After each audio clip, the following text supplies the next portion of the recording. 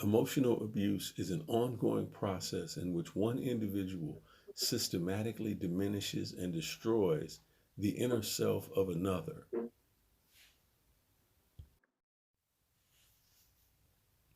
It diminishes the victim's self by systematically attacking her personality, style of communication, accomplishments, values, and dreams.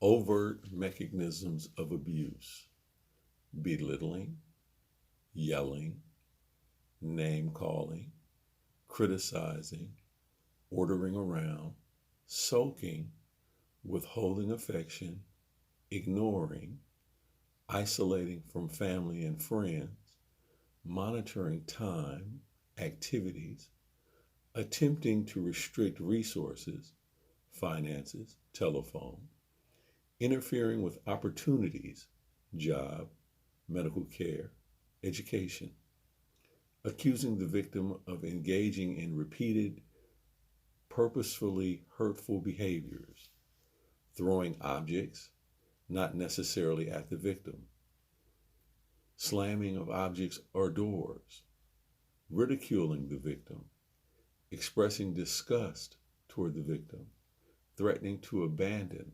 physically or emotionally, expressing excessive jealousy, threatening life, pets, property, family, exposing the victim to abuse of her children, pets, or parents, coercing the victim into illegal activity, provoking the victim into helpless flailing. Overt abuse is openly demeaning. Verbal abuse: yelling at you, insulting you, or swearing at you. Rejection: constantly rejecting your thoughts, ideas, and opinions. Gaslighting: making you doubt your own feelings and thoughts, and even your sanity by manipulating the truth. Put downs: calling you names or telling you that you're stupid, publicly embarrassing you, blaming you for everything. Public humiliation is also a form of social abuse. Causing fear: making you feel afraid, intimidated, or threatened. Isolation: limiting your freedom of movement, stopping you from contacting other people, such as friends or family. It may also include stopping you from doing the things you normally do, social activities, sports, school, or work. Isolating someone overlaps with social abuse. Financial abuse: controlling or withholding your money, preventing you from working or studying, stealing from you. Financial abuse is another form of domestic violence.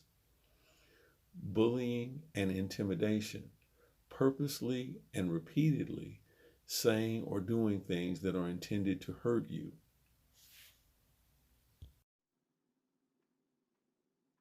A resentment is when you feel like you have experienced some bad treatment in your relationship and you don't say anything about it. And that doesn't mean you don't communicate, but you don't say anything verbally. But when we're faced with resentments, a lot of times our body language changes, our attitude changes, our demeanor, that sort of thing. And our partner can pick that up and um, with no explanation from you about what's going on, they adjust their behavior to the perceived um, change in your behavior, and it can throw your whole relationship off.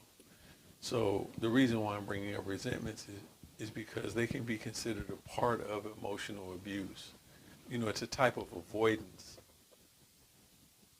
which can lead to other types of problems like drifting or maybe even like passive aggressive um, behavior, hostility, and just change the atmosphere in the relationship.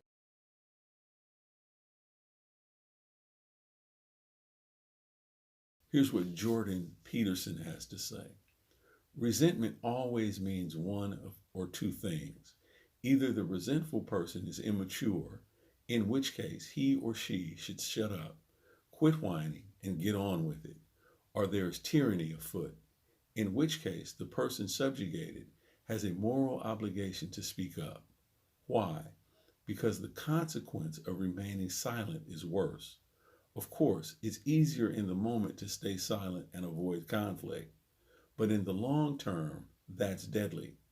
When you have something to say, silence is a lie, and tyranny feeds on lies. When should you push back against oppression despite the danger? When you start nursing secret fantasies of revenge, when your life is being poisoned and your imagination fills with the wish to devour and destroy. Even when victims acknowledge the undermining, insults, and name-calling that occur in their intimate relationships, the depth of the inner bruises, emotional pain, and eroded sense of self often remain hidden from conscious awareness.